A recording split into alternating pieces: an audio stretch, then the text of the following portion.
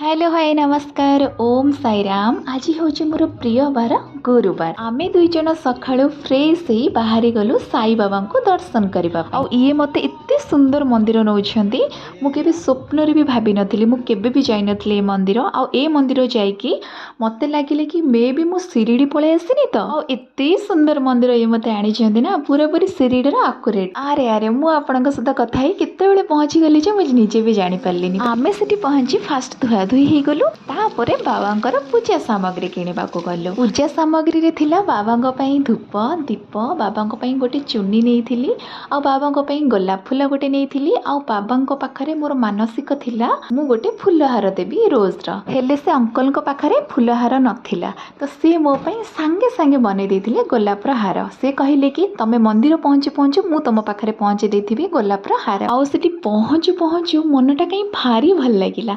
एटा होची बाबांकर गेट, आ एटा होची first entry. तो चलंतु जीवा, काहे के हमें आ डेरी करबा, बाबांक पाखु आसी एते वेट। तो चलंतु जल्दी जल्दी बाबांक पाखु जीवा आ दर्शन करबा। आपण माने बिल्कुल भी व्यस्त होंतनी, मु आपण माने को निहाती जणेबी ए लोकेशन टा, और आपण माने निहाती ऐसे बाबांक पाखरे दर्शन करिवे। तो चलंतु बाबांक पाखु जीवा। तू ही आदि तू ही अंत भक्ति का वेद,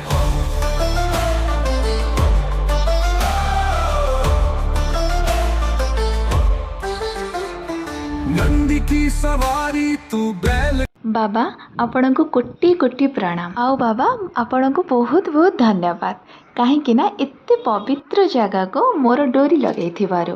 तो जदि आज दिन भितर किछि भी मोर भूल रही थाए, प्रभु मते क्षमा करिवो। तो आपण माने देखंतु कितनी सुंदर जगह। मोर ए जगार बिल्कुल इच्छा होनथला आसीबा पई, और ए जगह को देखि आखि ही लाखि जाउथला। सतरे कितनी सुंदर बाबा, तुम्हें बहुत सुंदर बाबा। बाबांकर लोकेशन कैप्शन ने अछि, आपण माने चेक करि पारिबे। बाबांकर मध्याह्न आरती पई तांको पाखरे थिबा फूल सब ताको सब क्लीन होउतला, और से सब रेडी होउतला। बाबा को ड्रेस भी तांकर चेंज हैला। तो आमे माने देखुथिलु, आ बहुत भल लागुतला। सेठिकार जो ब्राह्मण से बहुत भल, सामु कहले टिके अपेक्षा कर। तो आमर भी पूजा भी कंप्लीट हो जाइतिला। तो सेठी सबु मंदिर रे पूजा सारी टिके सबु मंदिर रे बसिबाटा टिके भल। तो आमे से एमती बसिथिलु, तापरे बाबांकर दर्शन बहुत भल रही जाइतिला। तापरे आपण माने देखंतु कितनी सुंदर जगह, और बाबांकर से साइड रे भी समाधि भी बाबांकर लीन होईछि। तो एई साइड रे